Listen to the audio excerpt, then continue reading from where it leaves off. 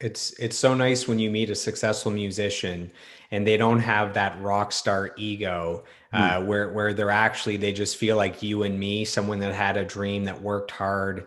and ended up having success, and it just happens that their profession is one where they get love and adoration. So that's always nice.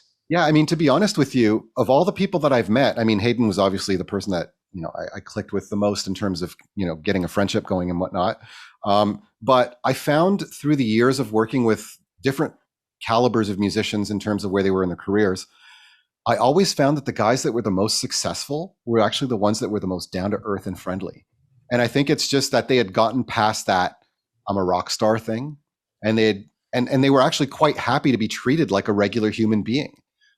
Because I mean, outside of the studio, they're always being harassed, and the fact that I've never been a starstruck person. Like, I mean, obviously, I have my heroes and I have the bands that I've liked, but I've never been one to treat an artist, as if they were better than me, as a human, right?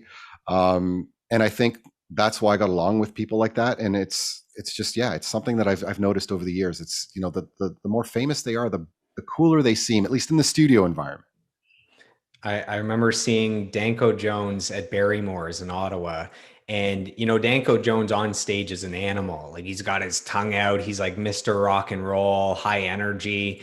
Yeah. He's got the snarl in the face. And I remember being backstage for a bit and he walks by and you almost don't even recognize him. Like he's a smaller dude like me. He had glasses on, like he looked like he was about to read a book. Right. And all the rockstar aura that he has on stage is not there when he's off stage. He has like this docile, like kind of aura. And I almost didn't know if it was him. So him and I talked for a little bit, and he was, I just told him it was a great, great show, all that stuff. And it was, man, he was so just genuine where he's like, "Oh, really? Oh, you liked it? Oh, that's so great. Thanks for coming out." Like it was like overwhelming by how underwhelming it was. Oh, So absolutely. Absolutely. Well, like I said, I mean, they just want to be treated like human beings, right? Like regular people. It's kind of their safe space, especially when they're in a studio. There to the work. yeah, the most mind-blowing version of meeting a rock star that was so down to earth is Rush. Now I know you have some history working with Rush.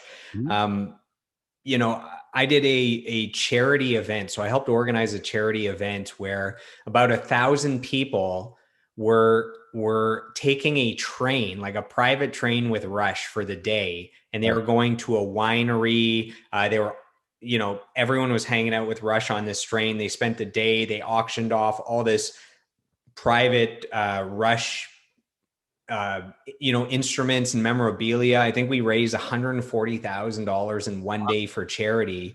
Um, and if there's any band that you would think deserves to have an ego, you would think it's Rush. I mean, I've read that I think there's only the Beatles and the Rolling Stones that have more platinum, gold, and multi-platinum albums than Rush. Right. There's bands that have sold more than Rush, but none of them have consistently where their fan base they always go, platinum, multi-platinum. Every album, they're just steady, 1 million sold at least. Oh yeah. And I remember everyone was meeting at the train station, and I was there leading all the volunteers.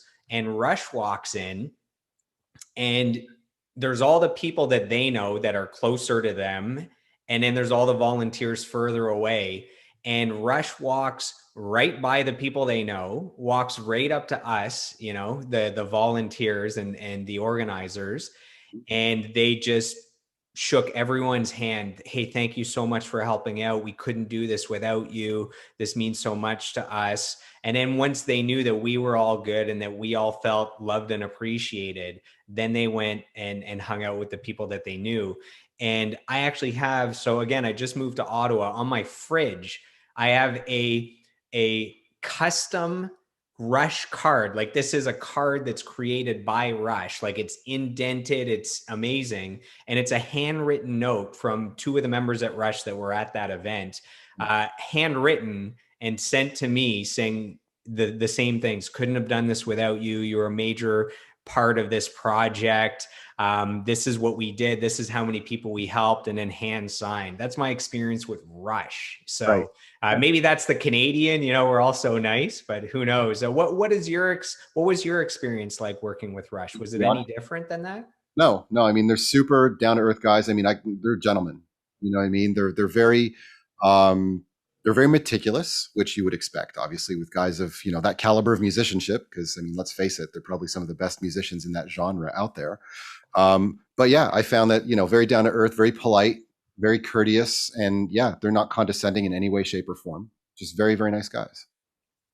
The one question I always want to know when it comes to bands like Rush and Tool, the ones that have just the crazy time signatures and the best drummers in the world, is were they using a click track? Because I know Tool was not using a click track. I've talked to David Bottrell. Do you remember anything with Rush? Anything about the experience? Well, I mean, I wasn't there for the tracking stage. I was Just only more there for the mixing, mixes. or Yeah, I was there on the mixes. So I was second engineer to a guy named David Leonard, who's a super accredited engineer from the U.S., actually from Nashville, and he had come up to mix the record, and I was seconding. I was second to him. So I didn't get a chance to see it, but I mean, Neil Peart's pretty much like Danny Carey. I mean, they're both metronomes, so I couldn't tell you whether or not, but I wouldn't be surprised if they hadn't used one. yeah, they call those drummers human metronomes, anyways, right? They're as accurate as a metronome.